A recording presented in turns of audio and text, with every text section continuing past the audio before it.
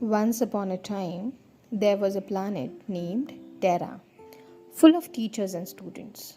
For students, the teacher was like a fairy godmother. She is their philosopher, counselor, psychologist, psychiatrist.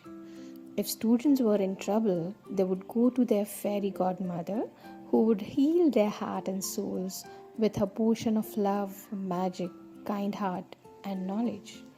But one day, some kind of eeriness captures the entire planet. And then, do you know what happened? A new pessimist, toxic teacher is born. If you have ever been in a staff room full of pessimistic teachers or so called educators, you have probably overheard a lot of negative comments or remarks about students. For example, how the current generation is uncultured or spoiled in contrast to their generation, and how their generation is totally cultured one, and how the social media and screen exposure is spoiling this current generation. When they enter into a classroom, they are wearing their crown, the crown of pessimism. They walk into a classroom with this negative outlook about the students. And it is with this attitude they mock, they insult, humiliate these innocent, pure souls. Then they talk about how to help these spoiled students without knowing their family background, their mental and physical and social state. They believe they are perfect human beings who never make mistakes, as they are holding the title as a teacher. But in reality, their so called perfectionism takes a backseat when they become parasites. A parasite who grows on staff room politics, always talking on someone's back, always badmouths about other teachers as if they are the perfect creatures on the planet Earth. I'm wondering if, with this attitude towards these innocent, pure souls, a teacher will ever change the lives of her students? If you will ask me, I'll say no, because they are making their students' lives even more worse with this attitude. I am not a philosopher, counselor, or psychologist, but I am a teacher who is not perfect. In fact, I dislike this word, that is perfect teacher. This word itself implies egoism.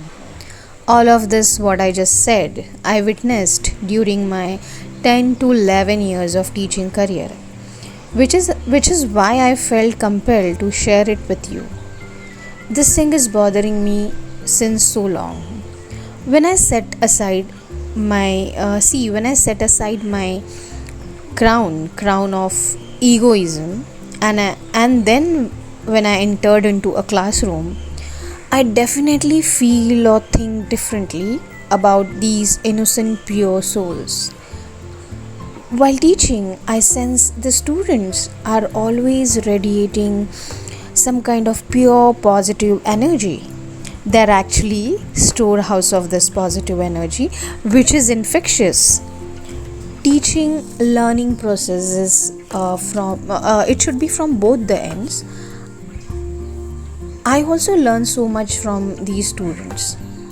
That way, they talk freely with their teachers, they talk about their problems, they talk about their difficulties.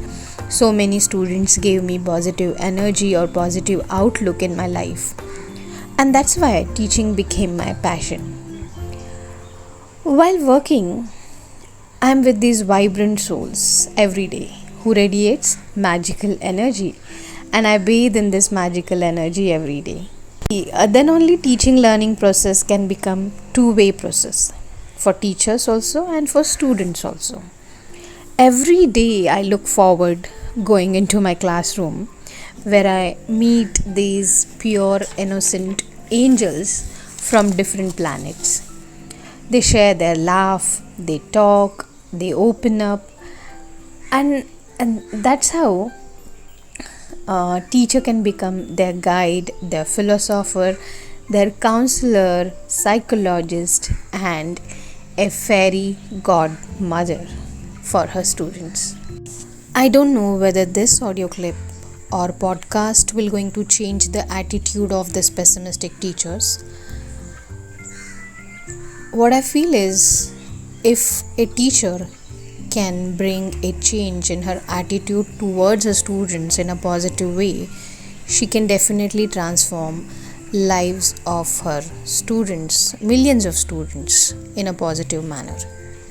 Otherwise, these pessimistic teachers will work, they will grow on like a parasite on staff room politics. They'll take salary for this, and after their retirement, government will going to feed these parasites with the pension. That's it. Thank you all.